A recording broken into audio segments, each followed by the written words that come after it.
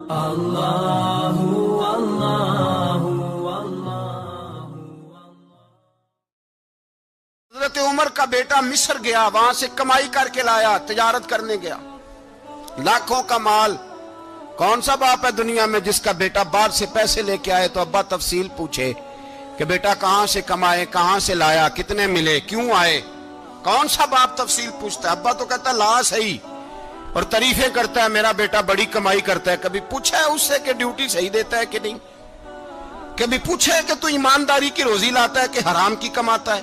یہ باپ کی ذمہ داری ہے، یہ اماں کی ذمہ داری ہے۔ پھر کہتا ہے بیماری کیسے آ گئی، پریشانی کیسے آ گئی؟ تو نے کبھی سوال کیا اپنی اولاد سے؟ حضرت عمر فاروق رضی اللہ تعالیٰ عنہ کا بیٹا مصر سے پیسے کما کے لایا تو جناب عمر نے بلایا، فرمایا بیٹے اتنی تو تیرے پاس راس ہی نہیں تھی، تھوڑے سے تو پیسے لے کے گیا تھا، اتنی کمائی کیسے ہو گئی؟ اتنے تو پیسے نہیں تھے صاحب، کہاں سے کمائی لائے؟ اس نے کہا ابا جی وہ جو میرے چچا ہے نا مصر کے گورنر، آپ کے دوست، انہوں نے میری مدد کی ہے۔ فرمایا جتنے لوگ گئے تھے سب کی ہے مدد اس نے؟ کہا نہیں صرف میری کی۔ فرمایا تیری کیوں کی؟ تیری کیوں کی؟ کہا حضور آپ کے دوست ہیں۔ فرمایا چپ کر، حضور انہوں نے مجھے اتنے پیسے دیے، میں نے کاروبار میں ڈالے تو نفع آیا تو میں ان کی رقم دے کے۔ فرمایا خاموش ہو جا، باقی جتنے لوگ گئے تھے سب کی مدد کی اس نے؟ کہا نہیں حضور صرف میری کی۔ فرمایا اس نے تیری مدد نہیں کی، اس نے خلیفہ کے بیٹے کی مدد کی، اس لیے کہ وہ خلیفہ کو اپنے حق میں نرم کر سکے۔ فرمایا آدھا مال تیرا ہے، آدھا مال غنیمت کا ہے، مال خزانہ کا ہے، مسلمانوں کا ہے، اس لیے کہ تو جو وہاں سے مال کما کے لایا ہے وہ اپنے باپ کے خلیفہ ہونے کی وجہ سے کما کے لایا ہے، لہذا رکھ ادھر۔ یہاں کہتے ہیں کدھر سے آیا، کیسے آیا، کون سا حساب دیں، کیا کریں؟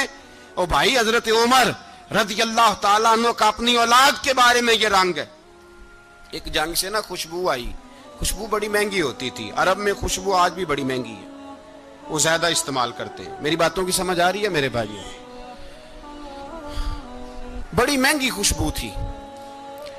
جب وہ خوشبو آئی تو حضرت عمر نے کہا، گھر میں پہلے پہنچی حضرت عمر کے، چونکہ زیادہ عورتیں استعمال کرتی تھی گھر کے اندر خوشبو، مرد بھی لگاتے تھے۔ حضرت عمر نے اپنی بیوی سے کہا، آپ کی زوجہ تو تھی وہ بڑی خوشبو کو پسند کرتی تھی۔ حضرت عمر نے اپنی زوجہ سے کہا کہ خوشبو لاؤ، میں نے ایک عورت کی ڈیوٹی لگائی ہے، وہ خوشبو تول کے نا تو حصہ برابر صحابہ میں بانٹ دے گی۔ تو آپ کی زوجہ کہنے لگی کسی بی بی کی ڈیوٹی لگانے کی کیا ضرورت تھی، میں جو موجود تھی میں بانٹ دیتی ہوں تول کے حصہ برابر۔ آپ نے فرمایا نہیں تو رہنے دے، وہ فلانی بی بی بانٹے گی۔ کہا حضور میں نے بھی بانٹنی ہے، میرے پہ کچھ حق ہے؟ آپ نے فرمایا نہیں تو تفصیل نہ پوچھ، تو خوشبو دے دے، کوئی اور بانٹے گی۔ خاتون خانہ تھی نا، کہنے لگی نہیں مجھے بھی آج آپ کو بتانا ہی پڑے گا کہ کوئی جو بانٹ سکتی ہے تو میں کیوں نہیں بانٹ سکتی؟ زوجہ کہتی عمر نے بات کی تو میری چیخیں نکل گئی۔ حضرت عمر فرمانے لگے جب تو خوشبو بانٹے گی نا تیرے ہاتھوں کو بھی لگے گی، تیرے دوپٹوں کو بھی لگ جائے گی۔ اگر رب کریم نے مجھ سے سوال پوچھا کہ عمر خوشبو تو مسلمانوں کی تھی، تیری بیوی کے دوپٹے کو کیوں لگ گئی، تو میں اللہ کے حضور کیا جواب دوں گا؟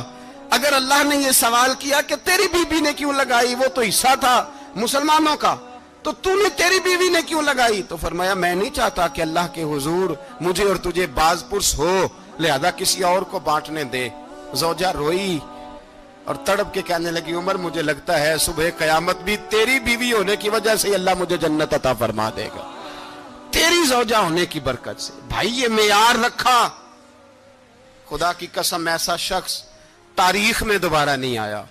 اتنا بڑا آدمی، اتنا بڑا شخص، اتنا بڑا آدمی، اور پھر رنگ یہ ہے کہ عمر 22 لاکھ مربع میل کا حکمران، 22 لاکھ، اور کھجور کے درخت کے نیچے مٹی کا ڈھیلا لے کے سو گئے ہیں، پرواہ کوئی نہیں، کوئی مسئلہ ہی نہیں۔ دو غلام ساتھ بیٹھے تو ایک روٹی حضرت عمر نے گھر سے منگوائی، تھوڑا سا سرکہ، تو غلام کہنے لگے ہم نے بھی کھانی ہے۔ فرمایا کوئی حرج نہیں، روٹی کوئی پیٹ بھر کے کھانا ضروری تو نہیں، 3 حصوں میں بانٹ لیتے۔ ایک آدمی آیا ہوا تھا مصر کا رہنے والا ملنے کے لیے، اس نے پوچھا عمر کدھر ہے؟ تو کہا وہ ادھر جاؤ مسجد میں بیٹھے ہوں گے. اور واپس آیا تو کہنے لگا وہاں تو 3 غلام بیٹھے ہیں, ایک روٹی بانٹ بانٹ کے کھا رہے ہیں, لگتا ہے کئی دنوں سے روٹی نہیں ملی. کہا 3 غلام تو کوئی نہیں, وہاں 2 ہی تھے, تیسرے تو امیر المومنین تھے. اس نے کہا نہیں نہیں 3 غلام ہیں, کپڑے بھی ایک طرح کے پہنے ہوئے, بلکہ 2 کے تو پھر صحیح ہیں, تیسرے کے تو زیادہ ماڑے ہیں. کپڑے بھی ایک طرح کے, کھانا پینا بھی ایک طرح کا, اور ان کا نشست برخاست بھی ایک طرح کی ہے, لہذا کوئی فرق نہیں. حضرت ابو ہریرہ کہتے ہیں میں لے کے آیا, اور جناب عمر کو جب میں نے کچی زمین میں تامت سمیٹ بیٹھے دیکھا تو میں رو پڑا. میں نے اس مصر سے آنے والے کو کہا تو اس کے جلوے دیکھ, اگر اس کی ذات میں اتنا حسن ہے تو محمد عربی کا مقام کیا ہوگا. یہ مقام غور ہے, مقام غور. 10 محرم کو لوگ دیگے پکائیں گے نا, نہیں پکانی ہے؟ کوئی بول دے نہیں, ہاں نہ نہیں کر دے. پروگرام بدلیا تو نہیں دی عید کی کہ وہی کام شروع ہویا ہے لاسٹ ٹائٹ ہونے والا. کیوں جی, پکنی ہے نا دیکھیں 10 محرم کو انشاءاللہ تعالی. ہم بھی پکائیں گے انشاءاللہ, یہاں بھی پروگرام ہوگا. تو 10 محرم کو جو دیگ پکنی ہے تو ایسا نہیں ہو سکتا کہ 1 محرم کو حضرت عمر کے نام کی بھی کوئی پک جائے. اگر امام حسن حسین کے نام کی دیگیں پکیں تو جو امام حسن حسین سے پیار کرنے والے ہیں, جو امام حسن حسین سے, ہم لوگوں نے بھی عجیب رٹا اپنایا ہے نا. ہم لوگ بات کا ایک پہلو دیکھتے ہیں, دوسرا نہیں دیکھتے. حضرت امام حسن اور حسین کو بھی نبی پاک نے شہید کہا, اور جناب عمر کو بھی رسول اللہ نے خود شہید فرمایا. فرمایا شہید ہے, خود فرمایا اپنی زبان سے کہ یہ شہید ہے, خود میرا عمر شہید ہے. تو ان کے نام کی دیگ نہیں پکنی چاہیے, اس طرف نہیں ہماری توجہ ہونی چاہیے. اور اہل بیت نبو, یہ بات میں پہلے بھی کرتا ہوں, آج پھر کرنا ضروری سمجھتا ہوں. اہل بیت کا پیار سن لو کان کھول کے. اہل بیت کا پیار اگر ہمیں کسی نے سکھایا ہے تو سیدنا عمر فاروق نے سکھایا ہے. اہل بیت نبوت کی محبت اگر کسی نے سکھائی ہے تو کس نے سکھائی ہے؟ بول کے بتائیے. حضرت عمر نے. اہل بیت کا پیار ہمیں حضرت عمر نے بول کر کے سکھایا ہے. بھائی یاد رکھیں, کسی کی طاقت نہیں تھی دم مارنے کی حضرت عمر کے سامنے, طاقت ہی نہیں تھی. کیسر و کسرا کانپ جاتے تھے, جرت ہی نہیں کرتے تھے حضرت. اور ہمارے تو تعلقات بڑے ہیں نا غیروں سے. حضرت ابو موسیٰ اشعری رضی اللہ تعالیٰ عنہ فرماتے ہیں میرا منشی سائی تھا, وہ کاتب کہتے تھے وہ لوگ, میرا حساب کتاب عیسائی تھا. تو فرماتے ہیں ایک دن میں نے وہ سارا حساب کتاب لین دین کے حضرت عمر کو دکھائے تو فرمانے لگے جس نے لکھے ہیں اس کو بلاؤ. کہنے لگے وہ ضرور مسجد نہیں آ سکتا. کیوں نہیں آ سکتا؟ کہنے لگے وہ عیسائی ہے. کہتے ہیں حضرت عمر جلال میں آ گئے. آپ فرمانے لگے جنہیں رب دور کرتا ہے تم کیوں قریب کرتے ہو؟ جنہیں اللہ دور کرتا ہے. فرمایا تم غیروں کو اگر عہدے دو گے تو اپنوں کا کیا بنے گا؟ اگر تم غیروں کو عہدے دو گے تو اپنوں کا. یہ سوچ ہے جو آج برما کے مسلمانوں کے لیے بھی ضروری ہے. کہا اگر تم غیروں کو عہدے دو گے تو اپنوں کا.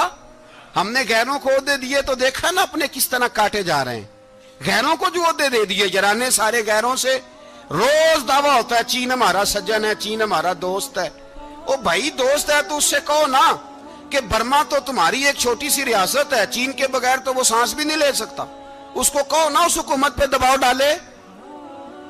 لیکن ہم لوگوں نے غیروں کو عہدے دیے تو اپنے پس گئے. حضرت عمر کہتے تھے ذمی کا ہم ادب کریں گے. ذمی کافر کا ہم, ایسا کافر جو مسلمان ریاست کو قبول کرے, بدامنی نہ پھیلائے.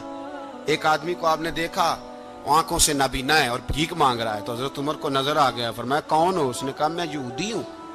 فرمایا بھیک کیوں مانگتے ہو؟ کہا جب تک تندرست تھا مسلمانوں کو جزیہ دیتا تھا, بوڑھا ہو گیا ہوں کیا کروں. حضرت عمر نے گھوڑے کی پشت پہ بٹھایا, کافر کو گھوڑے کی پشت پہ بٹھایا اور بٹھا کے مدینے لائے. حضرت علی شیر خدا وزیر خزانہ تھے. فرمایا علی اس کا وظیفہ جاری کرو. کہا یہ کون ہے؟ فرمایا یہ یہودی ہے لیکن یہ ہمیں جزیہ دیتا رہا, بوڑھا ہو گیا بیچارہ, بھیک مانگنے پہ مجبور ہے, ہماری حکومت کے اندر رہتا ہے, اس کا پورا وظیفہ جتنا خرچہ اتنا وظیفہ لگاؤ. حضرت علی کہتے ہیں میں وظیفہ لگا رہا تھا اور وہ میرے نبی کا کلمہ پڑھ رہا تھا, وہ رسول اللہ کا کلمہ پڑھ رہا تھا. یہ مزاج, یہ نہیں کہ کافر. حضرت عمر نے گورنروں کو خط لکھے تھے کہ زبردستی کسی کو مسلمان نہیں کرنا, جہاں ان کی عبادت گاہیں بنی ہو گرانی نہیں, کوئی مندر کوئی گرجا ضائع نہیں کرنا. इस्लाम सबको जीने का मौका देता है, पर बेईमानों, जालिमों, बदजातो तुम्हें यह कहता है कि हम तुम्हें जीने का मौका देते, तुम भी मुसलमानों को जीने का मौका दो। ये जहां बसते हैं, जहां रहते हैं, इन्हें वहां जीने का मौका दो।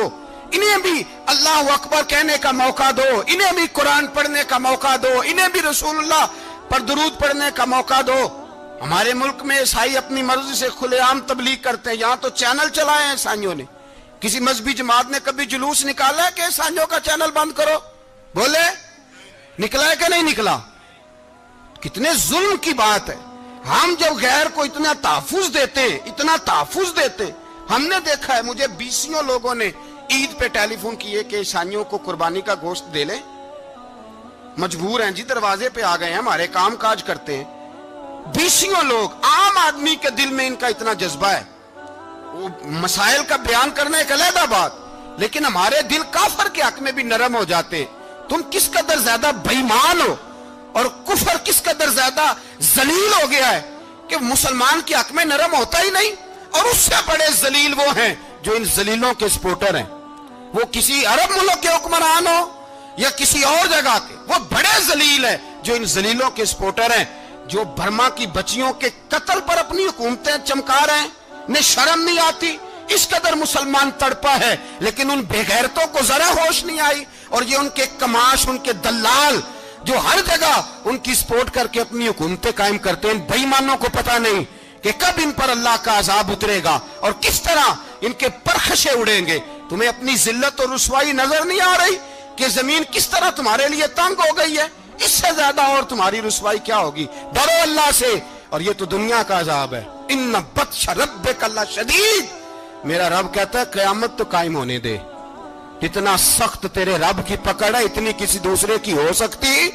याद रखें और थोड़ा एहतियात करें हम सब लोग भी, जो हम लोग आधी जुबान बोल के भी इनकी सपोर्ट करते। अब शर्म आनी चाहिए हमें इन हुकूमतों की सपोर्ट करते जो मुसलमानों की लाशों के ऊपर हुकूमतें कायम करते हैं। शर्म आनी चाहिए। बहरहाल बात दूर निकल जाएगी और मैं अपने मजमून पे रहता हूं। अहले बैत का प्यार अगर सिखाया है तो जनाब उमर ने सिखाया है रदी अल्लाह ताला अन्हो, इमाम हसन मिलने। आप यकीन करें, मैं जब इस वाकया को पढ़ता हूं तो मेरा दिल झूम जाता है। मैं कहता हूं यार,